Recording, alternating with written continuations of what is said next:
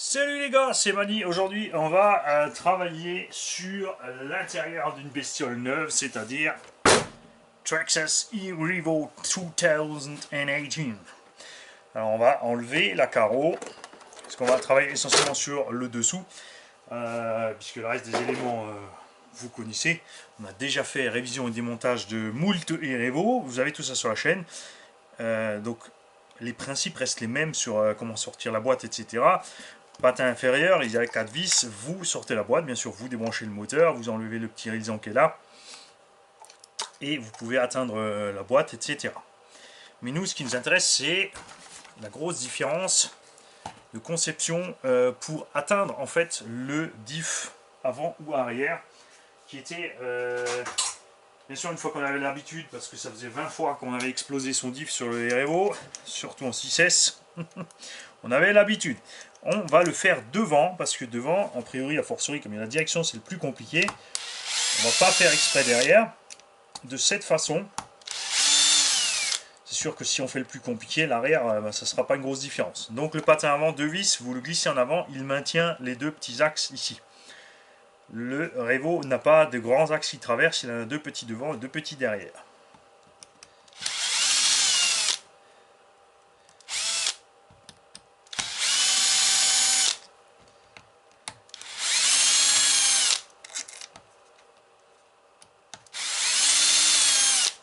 Alors pour les vis, pour l'instant, il n'y a pas de piège.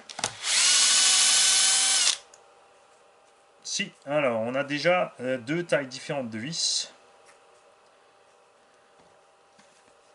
En fait, on a 4 qui sont la même taille et 2 qui sont un peu plus longues. Qui vont donc ici à l'avant. Les plus courtes ici sont les 4 qui traversent le tout. On a évidemment ici la très longue sur la direction. Ensuite, un des petits points faibles du REVO, c'est ces roulements de direction sont tout petits, sont très durs d'accès. Enfin, il y a très vite la saleté dedans, ça va donc très vite rouiller là-dedans. Donc pensez-y lors de l'entretien. On a aussi cette direction qui n'est pas avec deux cerveaux à 0. Et il y en a plein qui vont aller les mettre à 0. Mais ce qu'il ne faut pas oublier, c'est ce qui se passe quand la direction est à fond. En fait, tout simplement, ils ont décalé ça pour que les cerveaux travaillent raccord. Si vous les mettez parfaitement droit, ils travaillent un petit peu l'un contre l'autre selon l'angle qu'ils ont. Et de cette façon, ça diminue ce phénomène. Quand vous faites la direction du Revo, mettez bien donc cette pièce dans l'alignement. Là, il faut que tout ça soit droit. Vous mettez vos cerveaux avec votre petit cran dégagé en arrière. Vous installez une biellette. Vous la desserrez, c'est des pas inversés jusqu'à ce qu'elle aille pile poil dedans toute seule. Et vous faites la même chose de l'autre côté. Tout ça, bien sûr, radio allumé pour que les cerveaux aient leur neutre. Et la position neutre, bien sûr, aussi réglée sur la radio. Ne vous amusez pas à faire ça sans, parce que quand vous allez monter, vous allez forcément décaler un cerveau par rapport à l'autre. Ils vont forcer et travailler l'un contre l'autre. Il y aura toujours un petit effort l'un contre l'autre, mais c'est minime par rapport à ce que prend en choc la direction dans le tout terrain. Ensuite, il vous faut une petite pince pour sortir les axes en question. Là aussi, non, pas de surprise, ils ont tous la même taille. Voilà. On a donc ici 4 vis M4 qui sont parfaitement visibles. On en a encore 2 sous la direction. Donc là, on peut tricher, effectivement, on peut enlever la direction. La question est, est-ce qu'il faut les enlever pour sortir le carter et est-ce que la direction va être dans le chemin ou pas? Moi, je pense que oui. On va donc enlever la butée de direction.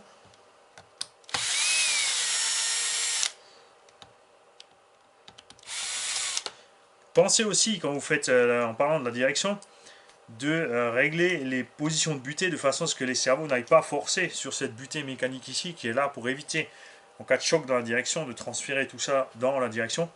Pensez à ce que les réglages soient bien faits pour que la direction s'arrête ici à gauche, à droite, à peine contre. C'est pas la peine que les cerveaux continuent à tourner à encore 15 degrés alors que on est en butée physique.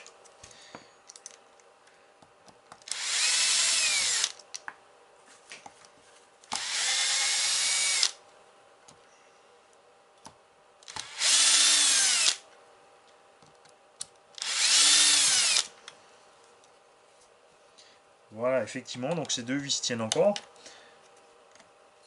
Alors, on va faire tout ça en laissant la direction dedans, ou on va la virer. On va essayer avec. Imaginons qu'on est sur le terrain, on monte un minimum.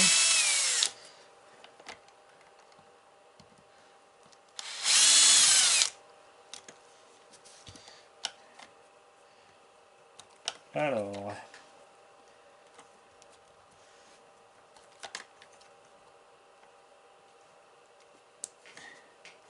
Donc il sera nécessaire aussi, en fait il y a la pièce ici qui tient les cales avant, maintient aussi en partie le bulkhead, elle est par-dessus. Là on va voir s'il suffit en fait d'enlever un peu vers l'avant la pièce, oui ça devrait suffire, pour ne pas avoir à démonter tout le pare-choc et le reste, et voilà. Vous avez vu ça, c'est génial, vous avez la pièce en main. Traxxas est très fort sur l'ajustement de ces pièces plastiques. Ils ont prévu aussi un détrompeur pour qu'il soit impossible de mettre le diff à l'envers. On a enfin des roulements à la bonne taille dans ces ponts. On a ici un 16 par 8 par 5 et même un morceau un peu plus gros ici sur le pignon d'attaque, ce qui est très réconfortant. Sur les diffs, on a un gros roulement et un plus petit. Alors ils vont vraiment au minimum dans l'utilisation. C'est bien, je le mets devant ma tronche et vous voyez rien. Et vous dites rien comme ça, mais il faut le dire les mecs. Alors ce roulement est plus gros puisque c'est ici qu'il y a tout l'appui qui se passe. Le pignon tourne et force le diff par ici. Donc c'est bien ce roulement qui force le plus. Ici ils en ont mis un plus petit. C'est un peu dommage, on aurait bien aimé les mêmes diffs à droite à gauche. Les noix sont absolument énormes et il y a toujours le petit BTR pour les sortir. J'aurais bien aimé le système du X-Max, même si là c'est vrai que c'est facilement accessible d'enlever les BTR pour sortir les noix et pour atteindre ces roulements. Toujours chez Traxxas, les choses sont très bien graissées d'origine. Il n'y a pas besoin de chercher de midi à 14 h. Le petit joint en silicone à l'intérieur qui est vachement bien fait puisque il y a beaucoup d'engins où c'est un joint papier qui est coincé entre le carter et la couronne et au bout d'un moment le papier s'écrase, ça change le jeu, etc. Alors que chez Traxxas, le carter en plastique étant buté sur le carter métallique, vous ne pouvez donc pas changer le réglage et c'est le joint qui entre qui fait l'étanchéité. Alors c'était très embêtant sur les anciens diffs parce qu'on avait le souci de ce joint qui se déformait au contact de l'huile. Mais depuis les joints X-Max, j'ai plus jamais vu ça. On a aussi, tiens, allez, on va mesurer les axes de cardan. On va voir combien ils en ont mis. Et ils ont mis du 3,5 sur les axes de cardan. Donc c'est à peine inférieur à ce qu'on peut avoir sur le Trooper BIS de chez Team Magic, qui lui est carrément overkill de ce côté-là. Donc là, on ne devrait pas avoir de soucis. On a effectivement donc les cardans centraux en plastique qui ont définitivement l'air plus gros. Après, je peux me tromper, ça fait tellement longtemps que j'avais plus de cardans plastique de REVO en main. Donc il faudra vraiment garder ça à l'œil. Remontage donc exactement en sens inverse. Vous ne faites pas avoir avec la direction, comme j'ai failli me faire avoir à la seconde. Ce qui est bien aussi, c'est qu'il n'y a pas besoin de caler les diffs avec des petites rondelles pour l'entre-dents. Tout ça fonctionne à merveille chez Traxxas. Et hop. Quand vous serrez la visseuse dans le plastique, n'allez pas à fond. Vous serrez, quand vous arrivez visuellement quasiment à la butée, vous ralentissez et là vous allez entendre votre visseuse ralentir. Et quand elle ralentit, vous arrêtez, ça suffit. Si vous avez la possibilité, comme là c'est le cas, par exemple vous avez une visseuse sur laquelle vous pouvez régler le couple, vous pouvez tout simplement régler le couple vous-même de serrage, vous arrêtez au minimum et ensuite mettre un petit coup de tournevis à la main pour être sûr. Je rappelle que le plastique ne doit pas être serré comme un bourrin, ça sert à rien. Il faut juste que ce soit en contact et que les vis soient bloquées. C'est tout. Voilà, donc l'arrière c'est encore plus simple, puisqu'il n'y a pas la direction.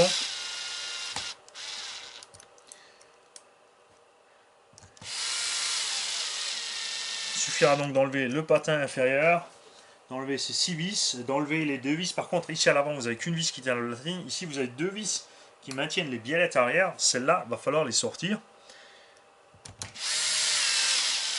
D'ailleurs, c'est marrant qu'ils aient continué à faire les biellettes. On aurait bien aimé qu'ils nous fassent le train arrière comme RPM a fait le True Track. D'un autre côté, ça permet d'avoir les 4 mêmes pivots. Ça simplifie les choses au niveau des pièces, même s'il y a 2 petites biellettes en plus. Ensuite, vous mettez bien les cardans en place. Et vous remettez les axes. Là aussi, hein, alors, quand l'engin est neuf ou quand l'engin est propre, c'est pas la peine de mettre une tonne de graisse et d'huile sur toutes ces pièces. La graisse ne va faire que coller le sable aux endroits où ça tourne. Il est juste nécessaire de temps en temps de bien nettoyer. Si votre plastique est maté ou écrabouillé et que l'axe tourne mal dans une des 2 pièces, que vous remarquez que ça coince quelque part au niveau de la suspension, passez tout simplement un petit coup de forêt à l'intérieur pour sortir tout ce qui coince. Alors, donc là, celui-là, en fait, on aurait pu le mettre avant les axes, ça aurait été plus malin. Est-ce qu'il va passer? Ouais, il passe. C'est les vis qui m'embêtent. Hop, il sort de là. Voilà. Donc c'est pas grave, vous avez vu, ça monte dans les 2 sens. C'est-à-dire, soit vous y avez pensé, vous avez mis d'abord le cavalier de direction, de butée de direction, pardon, soit vous l'avez oublié et vous pouvez le monter par après. Là aussi, il y a une petite modif par rapport à l'ancien système. Il est bien calé.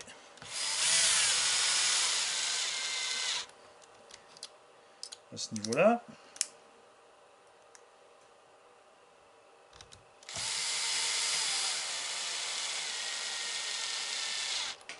Voilà.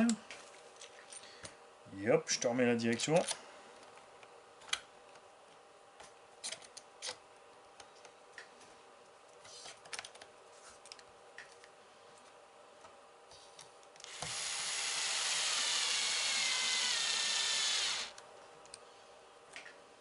Alors ce qui est bien, c'est que les vis sont bien, par contre... bah ouais, forcément, là vous allez vous marrer, bien sûr, je vais dire un truc qui va vous faire délirer. Les têtes de vis sont bien dans des gorges profondes. On est donc tranquille au niveau du rabotage des vis. Pensez toujours avoir sur le terrain avec vous une pointe à tracer ou un clou pour sortir la terre de là.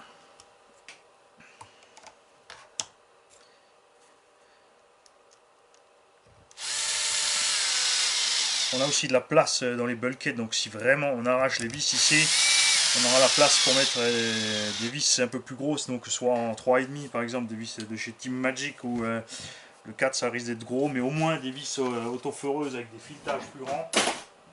Si il y a un souci, avant de tout changer, donc la boîte, vous enlevez le patin central. Pour enlever le patin central, il faut enlever le patin avant, il faut enlever le patin arrière.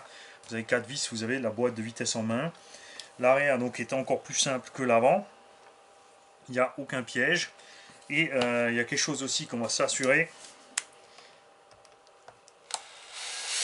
Pour être sûr à 200% de ne pas avoir dit de bêtises. Et ouais, je vous confirme donc à 2000% que Traxxas a mis les cerveaux avec les pignons plastiques. Bon, sur les Revo, ça devrait aller. Sur le Summit, ça posait un problème avec les blocages de diff. C'est vrai que sur le Revo, j'ai pas spécialement eu de soucis avec ces cerveaux. C'est juste qu'ils n'étaient pas les plus rapides. Maintenant, à voir avec le bec externe plus balèze de ce Vario, est-ce qu'on aura un meilleur fonctionnement de ces cerveaux? Voilà. Donc il n'y a pas grand chose de plus à montrer. Le reste c'est classique, hein. Une boîte de vitesse, bon, ils ont changé les pignons, ils sont plus gros, mais ça reste des pignons. On va pas l'ouvrir exprès. Le diff central, c'est comme celui d'X-Max en plus petit. Vous avez vu aussi ceux des roues, c'est les mêmes, mais en plus petit. À l'intérieur de ces diffs, il y a des plaquettes métalliques pour tenir les satellites. Il y a enfin 4 satellites, normalement. Je commence par N, je finis par T. Et voilà. Et à quoi peut bien servir ce support? Ben ça, en fait, c'est tout simplement pour monter le module GPS pour la vitesse par GPS. Voilà. C'est à ça que ça sert.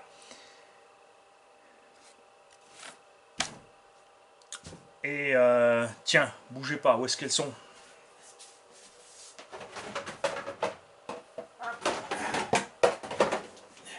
Et hop, allez, une petite carreau incassable sur le RMO, vous mettez les plots normaux ou les Proline Secure Lock. Et voilà, vous pouvez parfaitement monter une carrosserie Proline Unbreakable sur votre petit engin. Est-ce qu'on a un truc de Truggy, genre Truggy? Hop, petite carrosserie de Clayton. Hein, ça vous donne un look un peu plus familier. On va bien sûr régler la hauteur, etc. Il y a de quoi faire. C'est toujours le même anthrax, il n'y a pas de miracle. Personnellement, je m'attendais à ce qu'ils nous fassent un engin un peu plus gros quand ils ont annoncé que c'était une conception assez proche du X-Max. D'un autre côté, c'est pas plus mal parce qu'on a un rapport poids-puissance toujours super. On a dans les 5 kg et des brouettes équipées en 6S, vraiment pour faire le clown et tout ce qu'on peut pas faire avec le X-Max, c'est l'idéal. Ce qui franchira évidemment pas ce que franchit le X-Max. Par contre, pour les figures libres, c'est sûr qu'un engin plus petit et un anthrax plus court est beaucoup plus intéressant. On va vite enlever aussi le cache par contre de la pignonnerie. Parce que,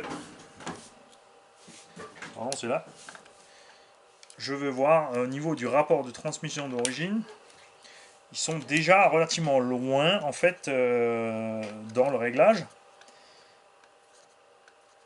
C'est sûr, comme ils veulent faire comme les autres, d'avoir une machine rapide à la sortie du carton, il est fort probable qu'ils nous aient mis ici de la pignonnerie avec un étagement assez balèze. Vous savez que moi je préfère largement en fait rester en 6S avec un étagement court pour être tranquille. On a donc bien les pignons du X-Max là-dessus, avec la couronne X01 ou X-Max. Ce qui fait qu'on pourra donc largement mettre la couronne métallique de tout ce qui se monte sur X-Max. On a ici une... Est-ce que je vais réussir à vous dire combien il y a dedans là-dessus? A priori 54. Voilà, donc on peut largement mettre la couronne d'origine du X-Max là-dessus. Il y a du 50 et du 40 et tout ce que vous voulez. Le pignon à vue de nez, ça doit être le 15 dents. Donc en fait on est loin parce qu'on a des grosses dents et c'est plus du tout comme le réglage d'avant. À voir dans ce que ça donne niveau température, performance, sortie du carton. Et sinon je n'hésiterai pas à diminuer ce rapport de transmission pour gagner en autonomie. Puisque moi, 60-70 km/h dans le tout-terrain, ça me suffit large. C'est sûr que dans un grand pré, un grand champ, ou dans des grandes étendues de sable, c'est plus sympa d'aller vers les 80 à l'heure. Sinon, ça ne sert pas à grand chose, toute cette vitesse en rab. Voilà. C'est tout. Si vous avez des questions, n'hésitez pas. Puis voilà. Et ceux qui en ont, bien sûr, laissez-moi vos coms. Dites-moi si vous êtes content de vos machines. Surtout si vous aviez le 1 et vous avez maintenant le 2. Donnez-moi vos impressions sur l'évolution de cette machine. Et à quoi il faut se préparer. Salut les gars. Mais non, je te... Bien sûr que non, que je te gratte pas le menton. J'éteins.